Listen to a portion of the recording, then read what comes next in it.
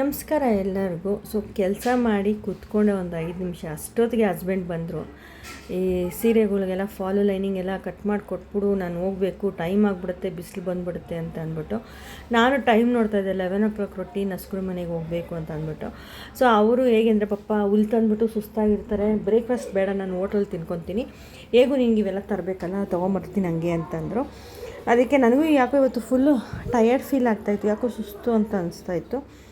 ಸ್ವಲ್ಪ ಹೊತ್ತು ಕೂತ್ಕೊಂಡೆ. ಇವತ್ತು ಮನೇಲಿ ಏನು ಕೆಲಸನೂ ಆಗಿಲ್ಲ.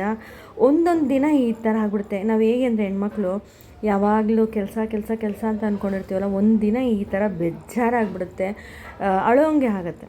ಆ ಥರ ನೋಡಿ, ಕುಚ್ಚು ಕಟ್ಟಬೇಕು, ಒಂದು ಸಾರಿಗೆ ದಾರ ಸುತ್ತಿಕ್ಕಿದ್ದೀನಿ, ಅದು ಐರನ್ ಮಾಡಿ ಕುಚ್ಚು ಕಟ್ಟಬೇಕು ಸಾಯಂಕಾಲ ಅಷ್ಟೊತ್ತಿಗೆ. ಇಲ್ಲಿ ನೋಡಿ ಹಸುಗಳ ಮನೆ ಎಲ್ಲ, ಹಸುಗಳು ಹೆಂಗೆ ಗಲೀಜು ಮಾಡ್ಕೊಂಡಿದೆ ಅಂತ ಅಂದ್ಬಿಟ್ಟು ಈಗೆಲ್ಲ ಸಗಣಿ ಎತ್ತಾಕಿ ಕ್ಲೀನಾಗಿ ತೊಳಿಬೇಕು. ಹೀಗೇ ಇರುತ್ತೆ ಪ್ರತಿ ದಿವಸ. ಏನು ಅಂದರೆ ನಾನು ಸುಮಾರು ಒಂದು 2-3 ತಿಂಗಳಿಂದ ಕಬ್ಬಾಳಗೆ ಹೋಗಬೇಕು ಅಂತ ಅಂದ್ಕೊಂಡಿದ್ದೆ. ಯಾಕೋ ತುಂಬ ಕಬ್ಬಾಳಮ್ಮನ ದೇವಸ್ಥಾನಕ್ಕೆ ಹೋಗಬೇಕು ಅಂತ ಅಂದ್ಕೊತಾ ಇದ್ದೀನಿ, ಬಟ್ ಹೋಗೋಕ್ಕೆ ಆಗಲ್ಲ. ಏನನ ಒಂದೊಂದು ಬರ್ತಾನೆ ಇರುತ್ತೆ. ಮತ್ತು ನನ್ನ ಮಗಳಿಗೂ ಹೇಳಿದೆ ಹೋಗ್ಬಿಟ್ಟು ಬರೋಣಮ್ಮ ಅಂತಂದ್ಬಿಟ್ಟು. ಸಿಕ್ಕಾಪಟ್ಟೆ ಬಿಸಿಲಿರುತ್ತಮ್ಮ, ಹೆಂಗೆ ಹೋಗೋದು ಅಂತಂದರು. ಪಾಪ ಅವ್ರಿಗೂ ಬೇಜಾರು ಮಾಡೋದು ಬೇಡ, ಇನ್ನು ಬಿಸಿಲು, ಮಕ್ಕಳನ್ನ ಹೆಂಗೆ ಕರ್ಕೊಂಡು ಹೋಗೋದು ಅಂದ್ಬಿಟ್ಟು ಸುಮ್ಮನೆ ಆಗೋದೆ. ಆಮೇಲೆ ಹಸುಗಳ ಮನೆಗೆ ಬಂದು ನೋಡಿ ಎಲ್ಲ ಕ್ಲೀನ್ ಮಾಡಿದೆ. ಈ ಥರ ಕ್ಲೀನ್ ಮಾಡಿಬಿಟ್ರೆ 11 o'clockಲ್ಲಿ ಇನ್ನು ಮಲ್ಕೊಂಬಿಟ್ರೆ ಹಸುಗಳು 3 ಗಂಟೆವರೆಗೂ ಎದ್ದೋಳಲ್ಲ.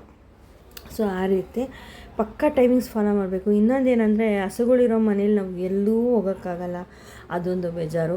ಏನು ಮಾಡೋಕ್ಕಾಗಲ್ಲ, ಯಾಕಂದರೆ ನಾವು ಜೀವನ ಮಾಡೋದು ಹಸುಗಳಿಂದನೇ. ಅವ್ರನ್ನ ಬಿಟ್ಟು ನಾವೆಲ್ಲೂ ಹೋಗೋಕ್ಕಾಗಲ್ಲ, ಏನೂ ಮಾಡೋಕ್ಕಾಗಲ್ಲ. ಟೈಮ್ ಬಂದಾಗ ಹೋಗೋಣ ಅಂದ್ಬಿಟ್ಟು ಸುಮ್ಮನೆ ಅದೇ ನನಗೆ ನಾನೇ ಸಮಾಧಾನ ತೊಗೊಂಡು ಈ ಬ್ಲೌಸ್ ಸ್ಟಿಚ್ ಮಾಡಿದೆ. ಕಸ್ಟಮರ್ ಅದು ಬ್ಲೌಸ್ಗೆ ದೊಡ್ಡ ಬಾರ್ಡ್ರ್ ಬಂದುಬಿಟ್ಟಿತ್ತು. ಅವರು ಬಾರ್ಡ್ರ್ ವೇಸ್ಟ್ ಮಾಡೋದು ಬೇಡ, ಡಿಸೈನ್ ಮಾಡಿಬಿಡಿ ಏನಾನ ಅಂದರು.